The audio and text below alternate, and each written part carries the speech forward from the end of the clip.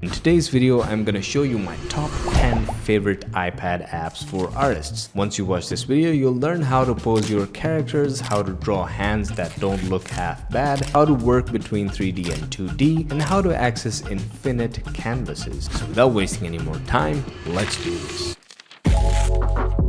The first app that I'm gonna talk about today is for digital artists who struggle with creating hands, and that includes me as well. The app is called Handy, and it's a great tool if you need reference for drawing hands or feet or heads. So let's click on the heads first and see what we've got. So we have female head and male head here.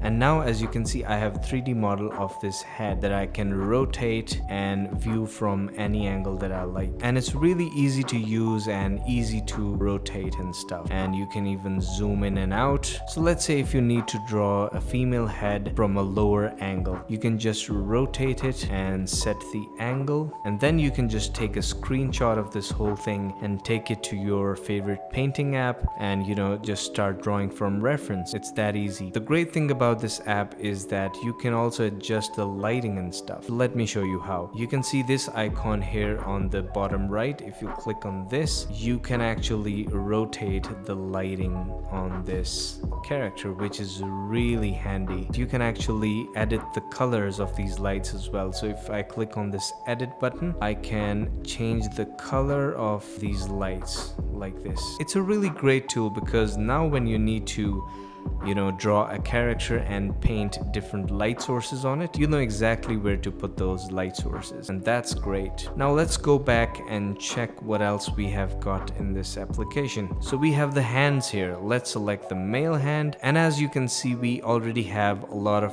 presets that we can choose from. And to be honest, these poses cover most of the hands that you will be drawing as an artist. So that's really great. Do you even gather reference images before working on a project? Because it's really important to create a mood board before jumping right into drawing. And the next app, Collect, is perfect for that. Now, if you open Collect, you can click on this icon right here and you can create a new board. I will call it Orc Reference, let's say, and I can hit create. And now when I go to my browser and I search for some reference images of the orcs, I can actually save these images on that board that I just created. So if I click and hold and I can hit share, I can click on collect, and it will actually move this to orc reference, and we can add as many orc references as we can. I can use the same thing on Pinterest as well. So orc reference, this is a great reference and I want to save it to my mood board, so I'm just gonna send it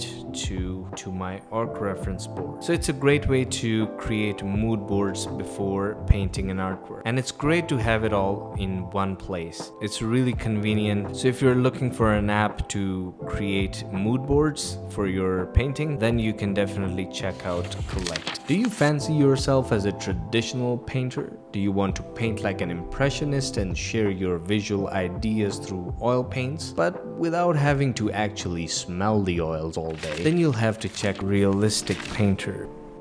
So this is one of the paintings that I did on this app, and as you can see, it's even put up on a canvas. I can view my masterpiece from a distance, and then I can zoom in and I can start working on it. Let's make a new document. So once I create a new document, it asks me if I would like to draw using these pencil colors and these markers, or I prefer watercolor or maybe oil painting. So let's choose the oil painting, and now it gives me a lot of options for the canvases. Let's select a square canvas for now. As you can see that there is a lot of texture on this canvas, which is really great. If you have used traditional art supplies before, this must be really fascinating for you. So here we have the tool that is selected, and if I click on this, we get a full-on artist box including all the brushes. I love this. So let's choose another brush and select a color,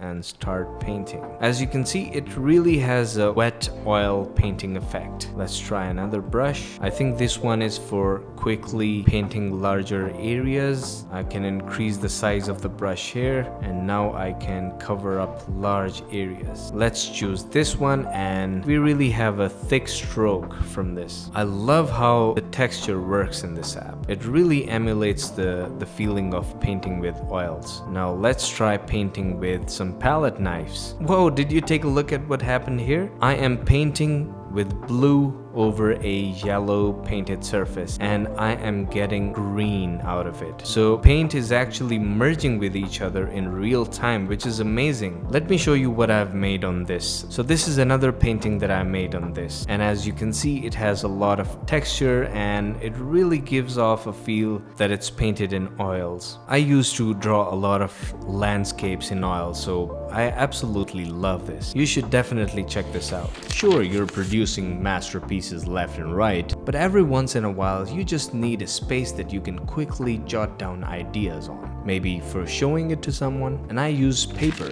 for that purpose. And the great thing about this app is that it has a lot of these little books that you can keep. So some of these could be your sketchbooks, some of these could be your journals. It's really awesome. So if you click on this button right here, you can get a new sketchbook, and you can also adjust the cover of this sketchbook. I can make it red, or I can try from these different presets. So let's choose this one and let's go with it. So if I click on this, it will actually open the sketchbook for me, which is really great. I love the UI for this app. Now if I click on the plus icon once again, it will add another page to this sketchbook, and I can add as many pages as I like. And then I can scroll through the pages, which is great.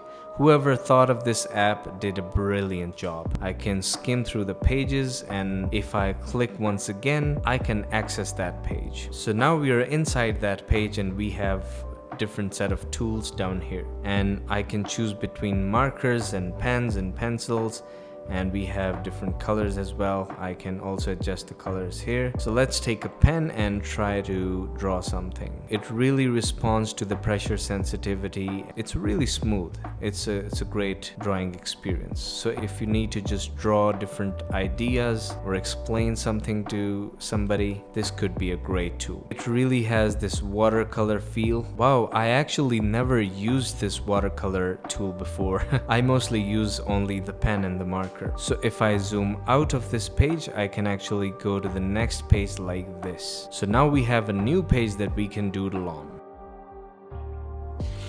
Draw me an anime character in a fighting pose from a worm's eye view. If that is the brief that you need to work on, please don't panic, because Magic Poser lets you pose different characters in 3D. It's super easy.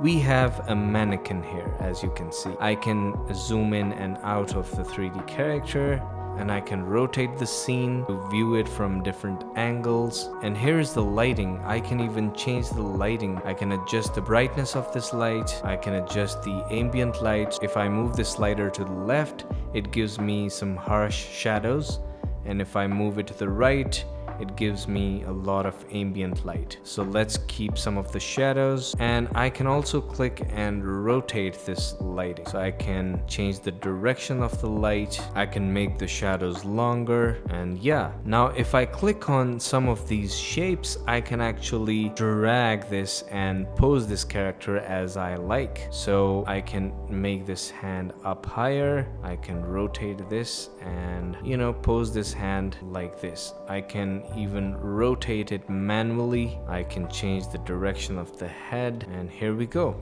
The great thing about this app is that I can duplicate this character, and I can move him to the right. I can make him fly. Okay, come back. It's really easy and interesting to use, and it can give you a lot of good reference. Like I can, you know, literally pose this character and set an angle that I like. I can use this as a reference to draw.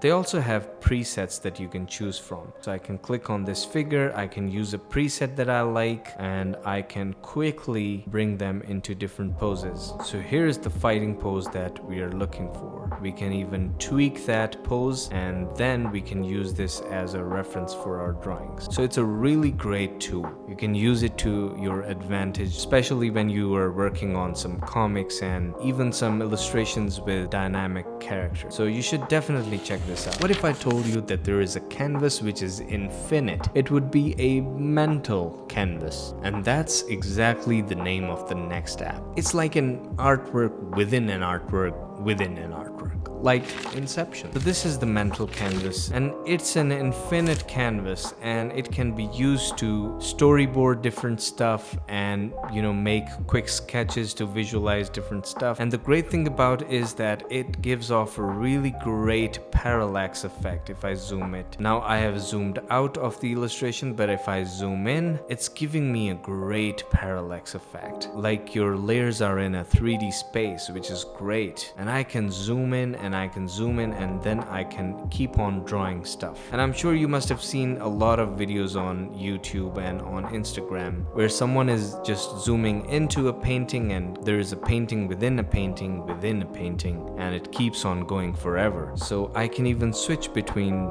different camera angles if I like, and I can save different camera angles here on the bottom right. Now I'm switching between these two camera angles. So here is another scene that I've made in the same app, and let's switch between different views that I've got here. This is the first view, and if I click on this, it goes to the next view and the next view, and it zooms in on the character. So it's a great way to storyboard. And you can play this animation seamlessly if you click on this button. See, it's great. I've not experienced anything like this before, so you must really check this out. I did not even know that it's possible to create 3D models on an iPad, but then I discovered Nomad Sculpt. Now, I am not too familiar with how 3D modeling works, but I found this app really interesting. I've used some of the sculpting tools in Blender, but not too much, and I've used ZBrush a long time ago, but I sucked at it. So I'm probably not the best person in the world to, you know, demonstrate how Nomad Sculpt works, but I can show you the basic tools. So you have these tools on the right, and you get this sphere as a default. I can use these tools to modify this shape, so I can turn it into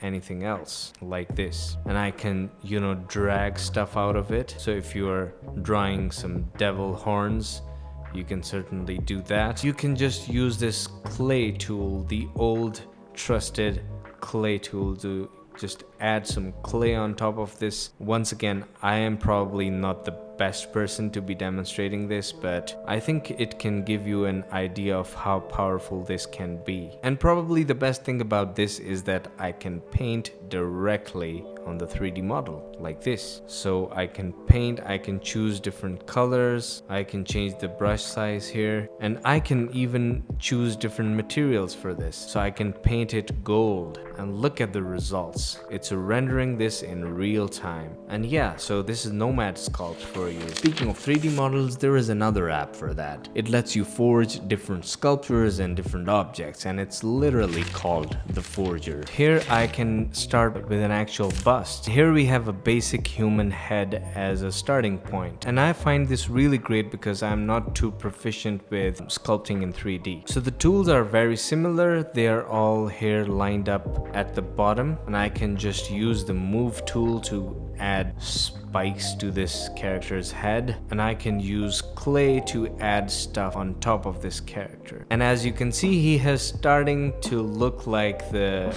Night King. I think that's what he's called, the evil dude from Game of Thrones. And I can inflate stuff, so I can increase the size of the brush, and I can, you know, inflate the head. Wow, this looks weird, but this is super fun. You can also add different materials on the 3D model. You can set the lighting, and it has basically everything that a good 3D modeling software should have. Another great thing about Forger is that you can actually export this 3D model and can take it to Blender if you like, or you can even use the 3D model from Forger and take it to Procreate, and you can actually start painting the 3D model in Procreate. I made a video about this once. If you need to check this out, you can find it on my channel. But yeah, this was Forger. Okay, before we move on to the next one, I'm interested to know what are your favorite iPad apps. Comment down below and let me know. For all the comic and manga enthusiasts, there is an app that perfectly emulates the feeling of working with an ink, and that app is no other than Clip Studio Paint. This is the interface that we are met with, and for the first impressions, I was like, it looks really similar to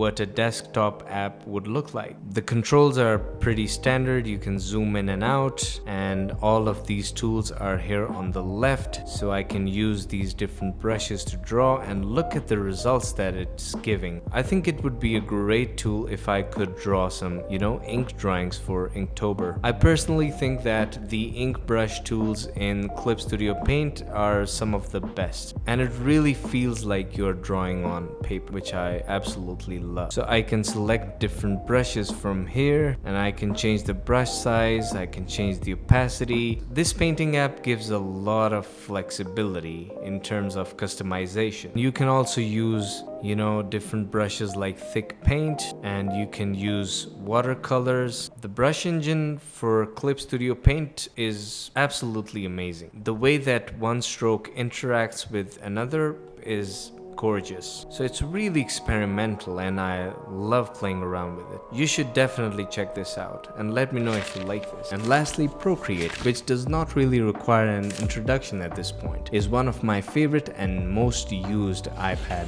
apps. So this is Procreate, and by the way, I recently made this artwork on Procreate.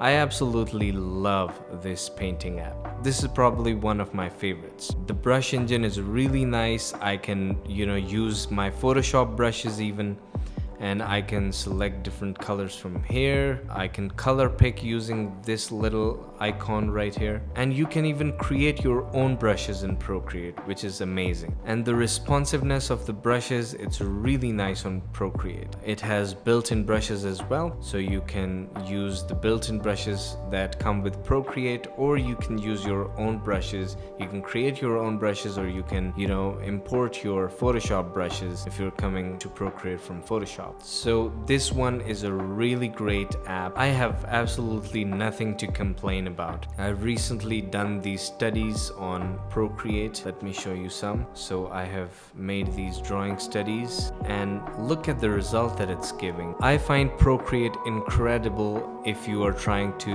do a lot of studies. And I mostly use Procreate for studies and for doing a lot of speed paints. I don't really use it to create my final artwork because photo bashing is not ideal on Procreate, but for studies and for speed paints, this is absolutely amazing, and there is nothing better on the market. I also made this one a while back. It's not finished, but yeah, it's a quick little speed paint. So these were all of the apps that I use on my iPad, and you should definitely check these out. By the way, I'm not being sponsored by any of these apps. I just wanted to share what I like to use so that you can try these out for yourself. Alright, I hope you liked this video. Hope you learned a thing or two. If you did, please don't forget to leave a thumbs up. If you are an aspiring digital artist or just a fan of digital art, please consider subscribing. I'll see you guys in the next one. Take care